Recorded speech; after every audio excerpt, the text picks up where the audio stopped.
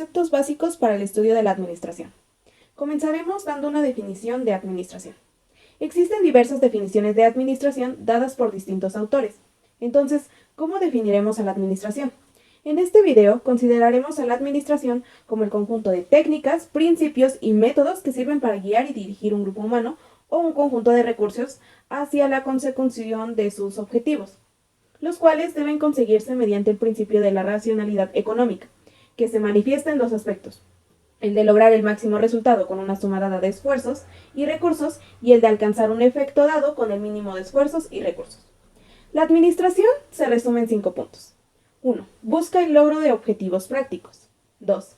Tiene como finalidad el goce estético. Sin embargo, algunas veces se requiere de inspiración para resolver problemas. 3. Sus principios permiten predecir resultados con cierto grado de exactitud. 4. Existen diferentes enfoques o corrientes para su aplicación y estudio. 5. Los problemas administrativos se pueden analizar y resolver haciendo uso de varios métodos: el deductivo, inductivo, axiomático, etc. Pero una duda constante es cómo se alcanzan estos objetivos que tanto menciona la administración. Bueno, te diré que deben lograrse mediante dos principios: la coordinación de objetivos, es decir, que los ya mencionados deben ser comunes al grupo. El esfuerzo colectivo debe estar orientado al resultado final. Y lograr el máximo del objetivo o del resultado con un mínimo del esfuerzo común. Para comprender mejor la administración, nos resulta importante mencionar que la administración es una ciencia. Te estarás preguntando qué tipo de ciencia. Es la ciencia de la coordinación del trabajo humano, debido a que la satisfacción de las necesidades humanas requiere de una organización social y esta, para poder trabajar y producir, debe ser unificada y coordinada. Su objeto de estudio, por tanto, es el conjunto de principios y técnicas que sirven para guiar un grupo humano hacia la obtención de sus objetivos y el área del conocimiento al que se dedica esta ciencia. Es la organización racional del trabajo colectivo humano que se encuentra en el sector económico denominado empresa. Con todo esto, podemos decir que la administración se encarga de planear, organizar, dirigir y controlar cada una de las 4 funciones de una empresa, que son finanzas, producción, ventas y recursos humanos. Y a su vez, coordina estas funciones, por lo que se puede afirmar que la administración es una quinta función de los organismos sociales. Y por tanto, para hacer uso correcto de esta disciplina, primero debemos tener conocimiento sobre la función, actividad u organismo social sobre el que se aplicará. Pero en México, la licenciatura en administración se inició en la década de los 60, por lo que antes de ello, los administradores empíricos eran los encargados de dirigir a las empresas. Estas eran aquellas personas que, teniendo sentido común, conocimientos y experiencia sobre la función o actividad a la que se dedican, aplican intuitivamente la administración. Y hasta mediados del siglo XX no se requería más para salir adelante en los negocios. Sin embargo, en la época actual, la necesidad de la administración es aún mayor a causa de la fuerte competencia que existe entre países y empresas, en las que constantemente se están mejorando los procesos productivos y las técnicas administrativas. Así, quien tiene una ventaja tecnológica o administrativa se queda con las mayores ventas y utilidades. Algo muy interesante y relevante de la administración, y que además es la causa por la que muchas personas suelen amar u odiar esta disciplina, es su interdisciplinariedad, pues la administración se relaciona con disciplinas sociales y naturales, ya que al utilizarse en los organismos sociales, el cumplimiento de sus objetivos y finalidades económicas, es necesario el uso de técnicas y procedimientos de diversas disciplinas que la administración aplica para el mejor cumplimiento de los objetivos. Entre las tantas disciplinas de las que hace uso, destacamos las siguientes. Sociología. Su objeto de estudio es la conducta social del hombre en condiciones del trabajo alineado. Derecho. Estudia las normas jurídicas de carácter social. Otorga a la sociedad, a las empresas y a los individuos la base jurídica y legal de actuación y de organización. Establece las normas generales de la conducta en la sociedad mexicana, así como el marco jurídico de comportamiento de los individuos y de las organizaciones. Economía. Estudia el proceso de producción, distribución, cambio y consumo de mercancías en una sociedad determinada. Se utiliza como un complemento para la administración de las cosas y para el cumplimiento de los objetivos económicos. Ingeniería industrial. Provee a la administración de los procedimientos para obtener eficacia de los sistemas, máquinas, instrumentos e instalaciones. Matemáticas. Los administradores a menudo usan matemáticas finitas y de cálculo, mercantiles, financieras, teoría de conjuntos, estadística, probabilidades, investigación de operaciones, programación lineal, entre otros. Psicología. Las aportaciones de esta disciplina se utilizan para el manejo de personal y de los recursos humanos. Ya hablamos sobre que la administración es una ciencia, su definición, propósitos, entre otras cosas. Pero, ¿cuál es el origen de la administración? Los seres humanos siempre han vivido en sociedad, formando un grupo social o perteneciendo a uno, el cual se fortalece a medida que se relaciona con los demás. Estas relaciones son de solidaridad y ayuda mutua. Todo ser humano tiene necesidades que satisfacer, las cuales son materiales, ya sea de manera individual o colectiva. La satisfacción de estas necesidades ocupa gran parte de la energía aplicando un esfuerzo productivo, esto es, el trabajo, obteniendo bienes que son productos, con el objetivo de satisfacerlos. El trabajo de producción se realiza en unión con otras personas, ya sea mediante la cooperación o la división de trabajo. En términos, esta división de trabajo determina el carácter social de la producción. En el trabajo social, las personas acrecientan su conocimiento y experiencias y desarrollan métodos e instrumentos para mejorar su trabajo. El conjunto de estas experiencias contribuye a las fuerzas productivas, las cuales actúan como el motor del progreso de la sociedad y determinan el conjunto de características que ésta asume y de las relaciones de producción que se establece entre las personas. El ritmo de producción en la producción social corresponde del efecto acumulativo de la cantidad y calidad de las fuerzas productivas con las que cuentan las personas. Sin embargo, el esfuerzo alcanzado por las fuerzas productivas no ha llegado a todas las personas ni a todas las sociedades, ya que a partir de cierto grado de desarrollo histórico-social, tiene lugar una división de la sociedad en grupos de individuos con intereses opuestos. Una parte son los subordinados explotados y la otra la de los dirigentes explotadores, quienes se apropian del trabajo de los subordinados así como de los medios de producción. La producción de satisfactores hace concurrir el trabajo de las personas, los instrumentos de trabajo y el objeto o materia que ha de ser transformado. Las relaciones de producción son aquellas relaciones que se dan en el proceso de producción, el cambio y distribución de los bienes materiales o satisfactores. Estas dependen de quién o quiénes sean los propietarios de los medios de producción. Cuando los medios de producción son de propiedad privada, dichas relaciones serán de explotación. Pero cuando los medios de producción son de propiedad de la sociedad o de la colectividad, estas serán de cooperación y ayuda mutua. Las relaciones entre las personas y la propiedad, ya sea privada o social, de los medios de producción determinan la situación y lugar que ocupan las personas en la producción y distribución de los productos del trabajo. A partir de las relaciones de producción se da la división de trabajo social, el grupo social. El propietario actuará como dirigente o coordinador de la producción social, mientras que el grupo no propietario actuará como ejecutor, realizará y producirá los bienes materiales. Ahora hablaremos de las formaciones sociales. El modo de producción durante la etapa inicial del desarrollo humano se denominó consumismo primitivo, en el que las actividades de producción se realizaban en cooperación, de manera colectiva y sin diferencias entre los individuos que integraban la sociedad. La comunidad primitiva es la primera forma de organización humana que surge para satisfacer las necesidades del ser humano. En sus orígenes, el ser humano se dedicaba a la recolección de frutos, semillas, hojas y raíces, formando una unidad familiar conocida como horda. Con el tiempo descubrieron el fuego y una de las causas del nomadismo fue porque el ser humano dependía directamente de la caza y de la pesca. Al no haber medios de producción suficientes, los bienes obtenidos se repartían de manera comunitaria. No había explotación ni clases sociales, ya que los bienes eran consumidos inmediatamente. En cuanto a los instrumentos de caza y pesca, se pasó del uso de la piedra al empleo de los metales para la creación de hachas, arcos y flechas. La horda sufrió transformaciones. A la tribu le correspondía la caza de animales, lo que permitiría el nomadismo de los hombres. Al clan le correspondían las actividades primarias de agricultura, pastoreo y pequeños oficios, de los cuales el hombre se convertiría en sedentario. Hablamos de una familia colectiva en la que la dirección del grupo social y de la producción ya era realizada por un jefe, sacerdote o patriarca. Después, la división natural hizo posible la separación de las actividades colectivas entre la agricultura y la ganadería. La primera división social del trabajo trajo como resultado el incremento de la producción y la productividad en las actividades de caza, pesca, agricultura y pastoreo, las cuales fueron importantes para que el hombre se convirtiera en sedentario. El surgimiento de la propiedad privada fue principalmente en los campos de cultivo y en los rebaños de ganado, también en los primitivos instrumentos de trabajo. En este desarrollo de la sociedad, la administración se manifiesta en la coordinación o asociación de esfuerzos individuales para lograr un objetivo común.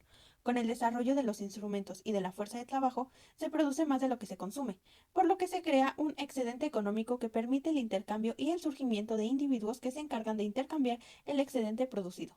La propiedad colectiva de los medios de producción se convierte en propiedad familiar hasta alcanzar la propiedad privada, con el surgimiento de las clases sociales y la aparición del Estado.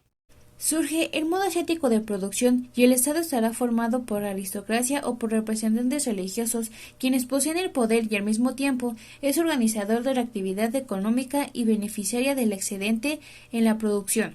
Se desarrolla principalmente en Egipto, Persia y en América prehispánica con los mexicas. El Estado se encarga de dirigir y controlar a su comunidad y a las conquistadas. El instrumento principal de la administración asiática es la utilización de las fuerzas productivas más apreciadas del hombre. La necesidad de coordinación y dirección y control de grandes masas de hombres en la administración asiática se expresan como administración gubernamental. Se le llama régimen despótico tributario, ya que el soberano, que es el déspota, se encarga de cobrar los tributos a las comunidades conquistadas. En este modo de producción se tiene como fin económico la producción de valores de uso y no de cambio, para satisfacer a la comunidad. Debido a esto, la sociedad evoluciona. El Estado es utilizado por los grupos dirigentes como herramienta de dominio para extender y perpetuar la propiedad privada. La necesidad de cultivar la tierra y la utilización de prisioneros de guerra para ello divide a la sociedad en dos grupos de individuos. Como resultado surgen los propietarios de la tierra y los medios para hacerla, que son los amos o esclavistas, y los que han sido despojados de su propiedad de la tierra, que son los esclavos. Otras transformaciones que se dieron a causa de lo antes mencionado son el surgimiento de las ciencias naturales y sociales. En esta etapa, las ventajas de la irrigación y del trabajo colectivo de la tierra, donde se emplean nuevas técnicas agrícolas, coincide con la aparición de los artesanos que se dedican a la elaboración de instrumentos de trabajo o realizan diferentes oficios en el taller artesanal, permitiendo la segunda división social de trabajo, lo que trajo consigo una diversificación en las actividades económicas de la sociedad. Evidentemente, el nuevo excedente de producción en estas condiciones socioeconómicas originará la aparición del cambio entre los productores, esto es, la tercera división social de trabajo, donde surge la moneda, la hipoteca, los contratos, los bancos y la venta de la tierra y el comercio en gran escala, dando lugar a los mercaderes o comerciantes. A partir del feudalismo, los talleres artesanales se transformaron en fábricas en donde el mercader, que se denomina a sí mismo burguesía, además de modificar las simples formas de organización del trabajo, contrata a trabajadores que se encuentren libres del dominio de la tierra y del compromiso con el señor feudal, pero dispuestos a la nueva sujeción del capital. Surge el trabajo asalariado y con él el obrero como un jornalero que vive al servicio del burgués, hoy capitalista.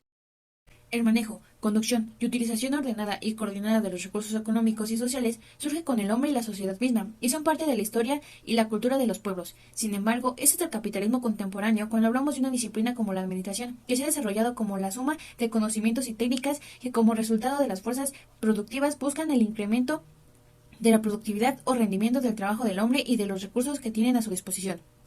Una vez bien el origen, mencionaremos las leyes que rigen el desarrollo del modo capitalista de producción. En el estudio que se hace para ubicar correctamente la disciplina de administración, se requiere conocer las leyes fundamentales que rigen la evolución y el desarrollo de la formación social denominada capitalismo. 4 son las leyes fundamentales a las que se hace referencia. La búsqueda de ganancia. La producción capitalista responde a una economía de mercado, es decir, la producción de artículos o satisfactores no se hace para satisfacer de inmediato a las necesidades de la población o del productor, sino para ser llevada al mercado. La producción capitalista es, pues, una producción de mercancías y el objetivo de esta producción es la de obtener un ingreso de dinero, es decir, una ganancia. Esta actividad lucrativa tiene objetivo la búsqueda de ganancia, la cual va a ser el motor que impulsa el desarrollo de la economía capitalista. 2. La competencia. Para obtener ganancia, se debe vender la producción. Este se vende en relación con el estado que guarda la demanda y está limitada por el poder de compra del demandante, mientras la producción no lo está. Esto hace surgir competencia entre productores, que se disputan la demanda. Cada capitalista disputa a los posibles clientes. Busca conquistar y saturar el mercado, para darle salida a su producción y vencer a sus competidores. También existe la competencia entre los compradores y vendedores, lo que conforma otra ley, la ley de oferta y de demanda. La competencia es una ley que se impone y domina cada capitalismo. Sin embargo, la competencia conduce a buscar los centros productores o a apropiarse de los espacios de distribución o a evitar que otros ocupen el espacio. Es decir, la competencia conduce al monopolio. Por lo mismo, el abaratamiento del precio de venta de las mercancías solo conduce a la exageración de los precios. Así, lo que inicialmente es un arma para eliminar al competidor se convierte en causa de ruina y quiebra. La concentración. Para no ser eliminado por la competencia, se debe reducir el precio de costo de producción, pero hay limitantes. El costo de producción debe obtenerse mediante el aumento del volumen total de la producción realizada masivamente o en serie, Por ello, aumentar la producción y sus rendimientos reduciendo los costos de fabricación son necesidades vitales de cada capitalista. La baja de la tasa de ganancia. Por la competencia, los capitalistas se eliminan mutuamente del mercado, debido a que cada capitalista acrecienta más y más su producción a fin de obtener un mayor ingreso económico que otros. Esto conduce a la concentración de la producción y a la centralización del capital, pero también a la baja de la tasa de ganancia. Esta es la cuarta ley del capitalismo. Principios generales de la administración. Como disciplina científica, la administración se orienta por un conjunto de principios generales que norman su desarrollo. Aquí comentaremos cada uno de estos principios que son generales para la administración. El principio de la racionalidad económica. Este principio tiene su origen en la economía, pero en la administración lo conocemos como máxima eficiencia. El concepto de racionalidad económica se utilizó por Quesnay, quien la define como obtener el mayor incremento de cosas con la mayor disminución posible de gastos. En nuestra disciplina, el principio no solo se reduce a costos y utilidades, sino a la optimización de todos los aspectos de los organismos sociales. El surgimiento del principio de racionalidad económica permite la aparición de la medición exacta de los ingresos y de los gastos a través de la técnica de la contabilidad. La cuantificación y medición y los registros contables contribuyen a afirmar y desarrollar la racionalidad de las actividades de producción y distribución de las empresas en cada parte que la constituye. Principios derivados del principio de la racionalidad económica. De acuerdo con el libro de Vázquez Méndez, existen 4 principios derivados, que son 1. Simplificación. Implica la eliminación de lo innecesario. Específicamente, se refiere al procedimiento para reducir el número de variedades en uso de máquinas, instrumentos de trabajo, operaciones, procesos, entre otros, determinando en cada caso los aspectos centrales y esenciales de los superfluos. 2. Orden, clasificación y simbolización. Se refiere a aquellos elementos de la actividad económica que permiten la identificación correcta de los procesos productivos. El orden hace referencia a tener un lugar para cada cosa y cada cosa en su lugar. La clasificación es el ordenamiento sistemático que agrupa los asuntos en razón de sus relaciones o solo porque pertenecen a la misma fase de una actividad o tarea productiva. Refleja las relaciones existentes entre las partes y procesos de la organización y tiene como objetivo ganar precisión en la información y en las instrucciones de trabajo. La simbolización es un paso previo al procesamiento de la información. Consiste en un sistema de símbolos que permiten un rápido ordenamiento y localización. 3. Investigación metódica. Se propone el incremento de la productividad a través del avance tecnológico, considerando la aportación de la experiencia lograda en los organismos sociales. 4. Economía de tiempo, eficiencia, racionalización y productividad. La eficiencia se refiere a hacer lo adecuado en forma correcta por el individuo más apto en el lugar y momentos precisos. Un término con el que se suele confundir es la eficacia. Sin embargo, esta hace referencia a que los medios e instrumentos adecuados para lograr el resultado. La racionalización es un principio derivado porque permite expresar cualquier tipo de medida para destinarla a lograr rapidez, efectividad y máxima economía de tiempo y recursos al realizar cualquier actividad. La productividad es la magnitud relativa del rendimiento de un factor de producción. El principio de la división del trabajo. Cuando el esfuerzo humano se multiplica mediante la descomposición de un trabajo complejo en tareas parciales, las cuales realizan distintos individuos por separado y con especialización de cada uno de ellos en su parte de realización, es necesaria la división de las actividades o del trabajo. La división del trabajo implica forzosamente el trabajo coordinado en grupo, en el que cada miembro del mismo debe realizar la tarea que se le asigne, pero sin perder de vista que el objetivo no es que cada cual realice su parte, sino que el conjunto de las tareas del grupo sea un todo armónico. Principios derivados del principio de la división del trabajo. Para Vázquez Méndez, de la división del trabajo se derivan 3 principios. 1. Principio de la especialización. El trabajo de un individuo en el grupo debe limitarse de lo posible a realizar solo una tarea única. Este principio permite alcanzar el máximo resultado del esfuerzo productivo. 2. Principio de autoridad y responsabilidad. Llamamos autoridad al poder o la fuerza que se da a un subordinado como un medio para realizar su trabajo. La responsabilidad es la obligación exigible para la realización de esta tarea. Al delegarse o transferirse la tarea o actividad de un centro a otro, surge la obligación de hacerla y se hace necesaria la autoridad correspondiente. Existen diversos tipos de autoridad en los organismos, tales como autoridad formal u oficial.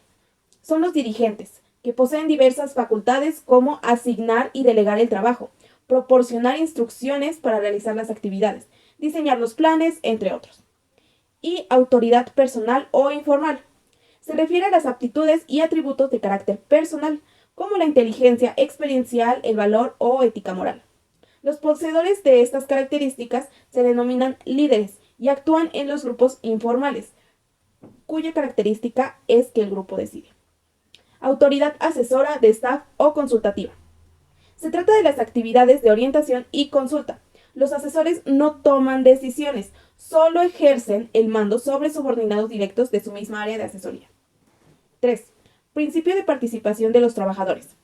La separación de las actividades intelectuales o de coordinación del trabajo de las meramente manuales permite que el esfuerzo colectivo se desintegre y que los trabajadores no comprendan el papel que se les corresponde desempeñar.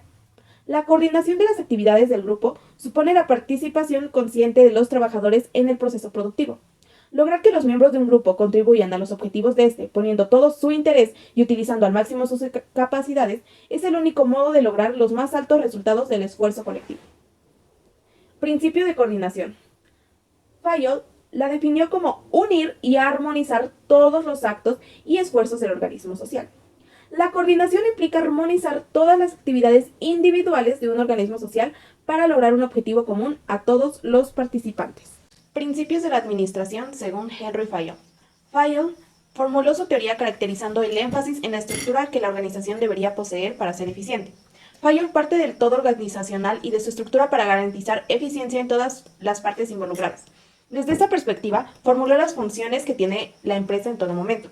Funciones técnicas, funciones comerciales, funciones financieras, funciones contables, funciones de seguridad, funciones administrativas, funciones de comunicación. También estableció 14 principios que debían seguir las organizaciones empresariales en su función productiva. 1. División de trabajo. 2. Autoridad y responsabilidad. 3. Disciplina. 4. Unidad de mando. 5. Unidad de dirección. 6. Subordinación del interés individual al bien común. 7. Remuneración. 8. Centralización. 9. Jerarquización. 10. Orden. 11. Equidad. 12. Estabilidad personal. 13. Iniciativa. 14. Espíritu de equipo.